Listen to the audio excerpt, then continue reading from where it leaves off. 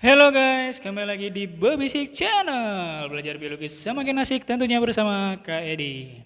Nah, kali ini kita akan bahas tentang jenis-jenis sendi ya guys. Ya, ini ada banyak nih ya. Walaupun yang keluar juga kadang-kadang cuman yang diartrosis sih ya. Nah, jenis-jenis sendi itu dibagi menjadi 3 jenis. Yang pertama ada namanya sinartrosis, yang kedua ada amfiartrosis, dan yang ketiga adalah diartrosis. Dan sinartrosis, langsung aja kita masuk ya. Sinartrosis ini, oh ya sebelum kakak mulai ya, jenis-jenis sendi. Sendi itu apa sih sebenarnya gitu kan ya. Sendi itu adalah hubungan antar tulang, kadang disebut juga dengan artikulasi. Jadi kalian harus tahu ya, sendi itu adalah hubungan antar tulang. Sendi adalah hubungan antar tulang. Jadi antar tulang itu melakukan hubungan gitu ya, dan disebut dengan sendi. Nama lainnya adalah artikulasi. Nah, gitu, artikulasi. Oh ya, ketutup ya. Nah, itu ya. Hubungan antar tulang yang disebut dengan sendi atau artikulasi. Baru deh kita masuk ke jenis-jenisnya ya. Sinartrosis. Sinartrosis ini adalah hubungan antar tulang yang tidak memiliki celah sendi dan sama sekali tidak bisa digerakkan. Jadi kata kuncinya apa? Tidak bisa digerakkan. Tuh ya, tidak bisa digerakkan. Tidak bisa digerakkan. Itu sinartrosis. Dan sinartrosis dibagi menjadi 2 jenis, yaitu ada sinkondrosis dan sinfibrosis ya. Sinkondrosis ini kata kuncinya adalah dihubungkan oleh tulang rawan, kata kuncinya ya. Dihubungkan oleh tulang rawan. Kakak singkat aja ya. Oleh tulang rawan. Jadi penghubungnya itu adalah tulang rawan. Dan contohnya adalah yang terdapat pada vertebre. Kamu tahu vertebre, tulang belakang. Ya. Contoh yang sinkondrosis adalah vertebre atau tulang belakang. Sumsum tulang belakang. Nah, yang jenis kedua dari sinartrosis adalah sinfibrosis. Kalau sinfibrosis ya, itu dihubungkan oleh serabut. Beda lagi ya, ini kalau yang sinfibrosis dihubungkan oleh serabut fibrosa. Jadi beda penghubungnya. Dihubungkan oleh serabut fibrosa. Nah, jadi ada namanya serabut-serabut kan ya, kamu udah belajar tuh yang di sebelumnya ada fibrosa, hialin, elastin, ada kan? Serat fibrosa atau udah kamu pelajarin. Ada di jaringan hewan videonya. Dan contoh yang sinfibrosis ini adalah sendi-sendi yang terdapat di dalam terdapat pada tengkorak ya. Jadi kalau dibilang nanti jenis sinartrosis yang terdapat di tengkorak jenis yang apa? Jenis yang sinfibrosis karena dia dihubungkan oleh serabut jenis fibrosa gitu ya. Selanjutnya kita masuk ke bagian nomor 2, ada jenis yang amfiartrosis ya. Kalau tadi sinartrosis kan sama sekali tidak bisa digerakkan gitu ya karena tidak ada sama sekali celah di bagian sendinya. Kalau amfiartrosis ini kata kuncinya adalah masih bisa sedikit apa sih namanya? Masih apa sih bahasa enaknya ya? Masih dapat sedikit bergerak ya, agak-agak ribet bahasanya ya. Masih dapat sedikit bergerak. Dia kayak sedang gitulah. Kalau sinartrosis sama sekali nggak bisa digerakkan. Kalau amfiartrosis bisa gerak tapi sedikit, terbatas ya, pergerakannya terbatas. Nah, untuk amfiartrosis dibagi menjadi 2 jenis, nanti ada yang simfisis dan sindesmosis. Kalau yang simfisis sama kayak tadi juga ya, kata kuncinya penghubungnya aja bedanya di situ ya. Dihubungkan kalau yang simfisis dihubungkan oleh serabut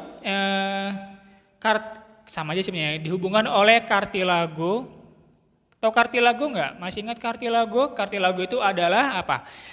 Jenis tulang rawan ya, kartilago dengan serabut yang pipih ya, serabut yang pipih. Nah, itu kalau yang simfisis. Contohnya adalah apa itu? Hubungan antar tulang rusuk, tulang dada, tulang kemaluan. Kamu tahu tulang rusuk, tulang dada kan?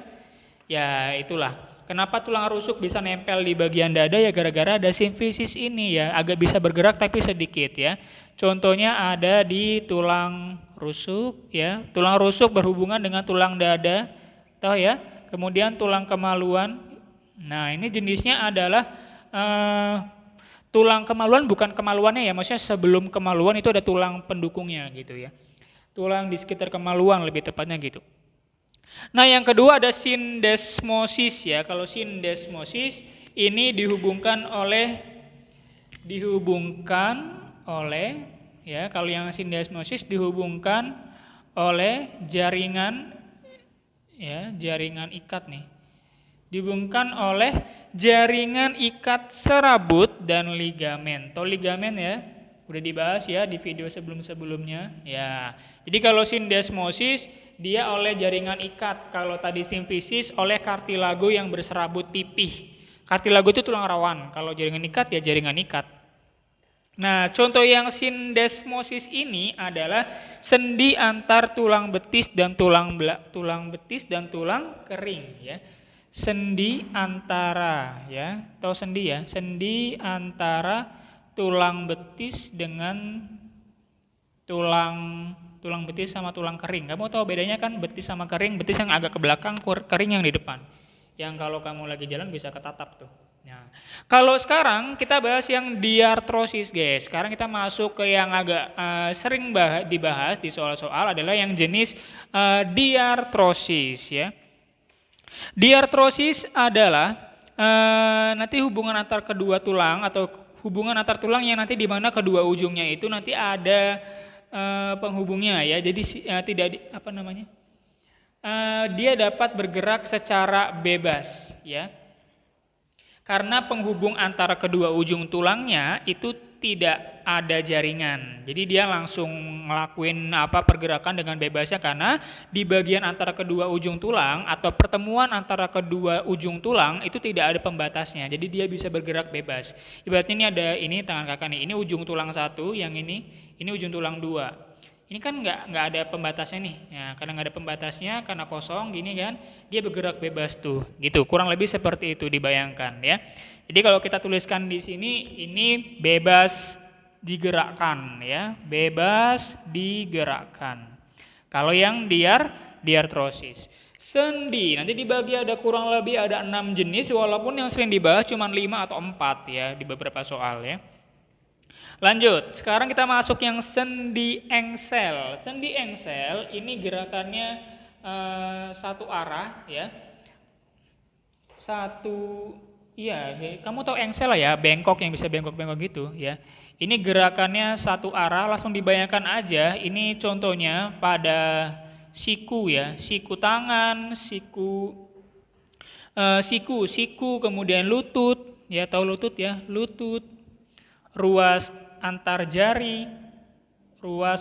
Jadi kalau kamu lihat ini kayak gini, tangan kakak ini gini-gini, nah ini kenapa bisa bengkok? Ya karena sendi engsel pokoknya bengkok aja, bengkok satu arah. Kan nggak bisa ke sana kan, bengkoknya patah dong, ya kan? Kurang lebih seperti itu. Ini atau ini pergelangan tangan, tak. Nah, itu satu. Kan nggak mungkin ke sana kan, patah. Kurang lebih seperti itu. Ya, kemudian sendi putar. Selanjutnya adalah sendi putar. Kenapa dibilang sendi putar ya? Karena dia bisa berputar, gitu aja kata kuncinya ya. Contohnya di mana Kak sendi putar? Contohnya adalah antara tulang atlas dengan ini berarti berputar karena dia bisa berputar. Contohnya adalah pada tulang atlas dan tulang tengkorak. Maksudnya hubungan antara tulang atlas dan tulang tengkorak ya. Ibaratnya itu kayak kamu itu lagi memutar-mutar kepala kamu. Tulang atlas itu kayak di sekitar dekat leher itu ya. Nah, kalau tengkorak yang tengkorak ya gitu. Kalau sendi pelana ini paling sering keluar kalau di ujian SD nih ya. Pelana itu kenapa dibilang pelana ya karena dia membentuk suatu struktur berbentuk pelana. Atau pelana enggak? Kayak yang main kuda itu loh. Nah, itu ya. Dan dia orang naik kuda nih. Jadi dia nanti ada dua arah ya. Dan contohnya pada jempol atau ibu jari. Jadi gini gambarnya, 1, 2, 1, 2, dua arah ya. Kayak gitu. Kalau sendi peluru, kenapa dibilang peluru ya? Karena berbentuk peluru, ujungnya itu berbentuk peluru guys ya. Berbentuk peluru atau bulat gitu ya. Nah, karena berbentuk peluru dan bulat ini ya, nanti dia bisa sifatnya ke segala arah ya, ke segala arah ya, ke segala arah. Dan contohnya di mana? Contohnya adalah di gelang bahu dan gelang pinggul. Contohnya di gelang bahu dan gelang panggul, panggul atau pinggul. Dan yang terakhir masih dua lagi, ada sendi luncur dan sendi gulung. Sendi luncur ini nama lainnya adalah sendi kaku ya, nama lainnya. Sendi luncur nama lainnya adalah sendi kaku ya. Langsung contohnya aja adalah hubungan antara tulang tarsal atau tulang tarsal, pergelangan mata kaki. Jadi contohnya adalah hubungan antar tulang tarsal. Hubungan antar tarsal itu pergelangan kaki, antar tulang tarsal atau pergelangan kaki. Kalau sendi gulung ya, yang terakhir sendi gulung nama lainnya adalah sendi kondiloid ya, nama lainnya sendi kondiloid. Ini sangat jarang dibahas ya, sendi gulung sama sendi luncur ya. Cuman yang penting tahu contohnya aja. Sendi gulung atau sendi apa tadi? Kondiloid ya. Dia nanti bisa bergerak ke kiri, ke kanan, ke depan dan ke belakang ya. Ke kiri, ke kanan, ke depan dan ke belakang ya. Dan contohnya adalah pada telapak tangan ya, contohnya pada telapak tangan. Contohnya telapak tangan. Pada telapak tangan. Sendi gulung kayak ini kayak bisa ya.